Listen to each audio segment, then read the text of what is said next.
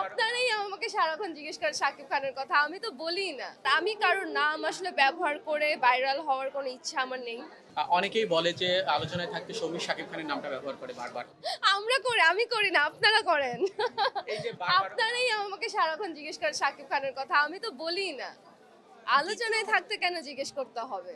আমি যখন আসলে তার সাথে কাজ করা শুরু করেছিলাম হারলিনের প্রোগ্রাম থেকে, তখন থেকেই দর্শ মানে আপনারা সবাই শাকিব খানের সাথে আমাকে নিয়ে একটা শুরু করেছিলেন, সেটা কিন্তু আমি করি নাই না।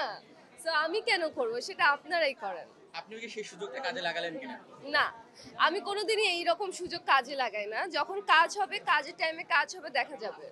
অ্যান্ড কাজ যদি হয়, I'll be very, very lucky. I think I deserve this. আর কি বলবো?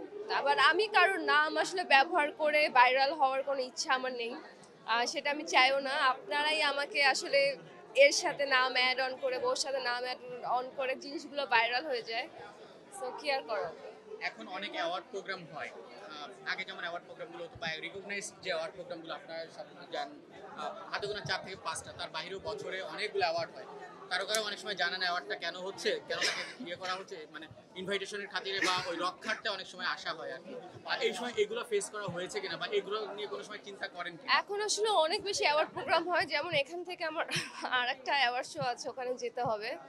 বাট আমি যেটা বলবো, বেশি বেশি অ্যাওয়ার্ড প্রোগ্রামে বেশি বেশি অ্যাওয়ার্ড দেওয়া মানে প্রত্যেকটা শিল্পীকে আসলে ইন্সপিরেশন করা, সম্মাননা দেওয়া। তো আহ, ঠিক আছে, এটা করতেই পারে। সামনে কি কাজ আসছে? সামনে আমি এখন আসলে নাটকটা একটু আমি গ্যাপ দিয়েছি, আমি ছোট পর্দা থেকে একটু গ্যাপ দিয়ে আমি ওটিটিতে স্থির করছি আমার মনোযোগ।